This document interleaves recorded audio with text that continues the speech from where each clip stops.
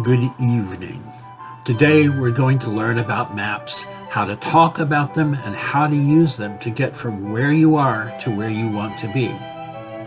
Who can tell me what a map is?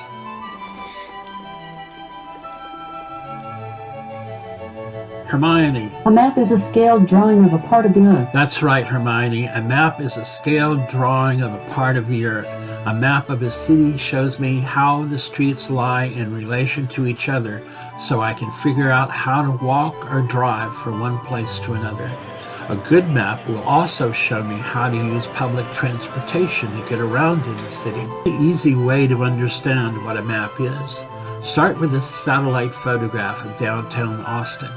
It's filled with all kinds of details, and while you could use it, thanks to Google's labels, to get around, it's a little confusing because there is too much information. Too much information.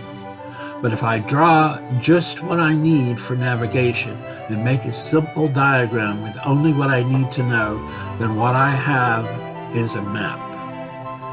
When I am in my own city of Austin, I know my way around. I don't need a map. Only if I'm going somewhere I haven't before might I need a map. When I was in Paris, I got lost repeatedly. But who cares? I mean, it's Paris, right? And one of the magical things about Paris is that it had a way of letting me stumble as if by accident into places I wanted to see. One thing I learned when I lived in Colombia was not to flaunt being a tourist. Don't flash my cash on the street. Don't have cameras dangling from my neck. And don't let people see me looking at a map. Why don't I want to look like a tourist?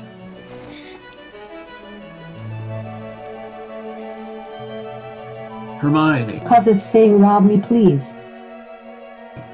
That's right, Hermione. It's like wearing a neon sign that says rob me please.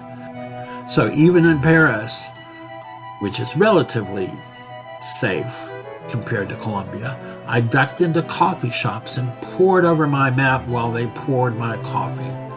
So, as I said, the magical thing about Paris is that it shows you cool things even when you're not carrying a map. For example, I went into a restaurant because they had a reasonably priced, for Paris, prefix listed on the blackboard outside. But after lunch, when I read the backward lettering on the front windows, I discovered I was in La Maison Verlaine, the poet Paul Verlaine's house, a building that I wanted to see because long after Verlaine, Hemingway had, in his day, rented a small room to serve as an office around the block from where he lived in a tiny apartment with his wife and their baby. So I was able to walk around the block and find Hemingway's first apartment building as well. Paris, one of the prettiest cities on the planet. It's definitely one that you would want to walk around in as much as possible.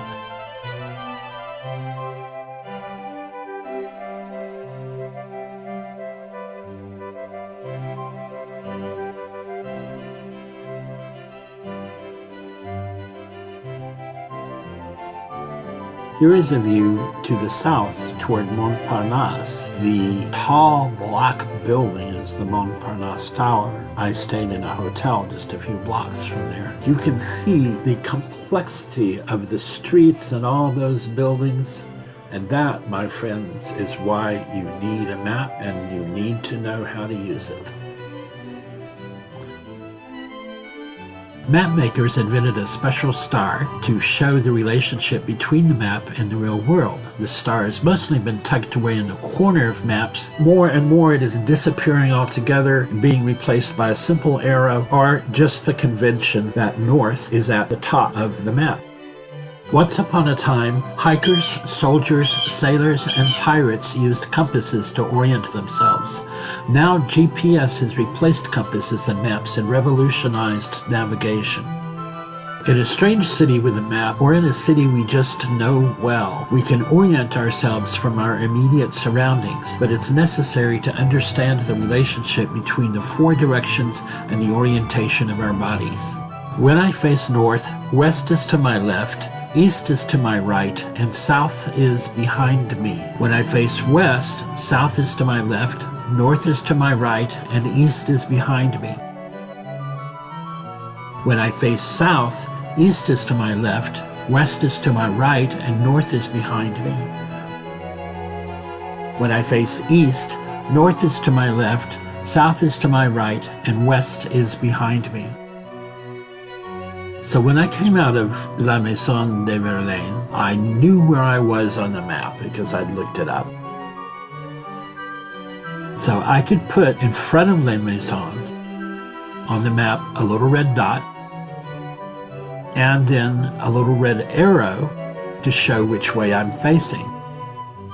So I could see from the map that I'm now facing west, which meant to my right is north and to my left is south. Now I can back out a little bit to get the location in context to see the way to Hemingway's old apartment.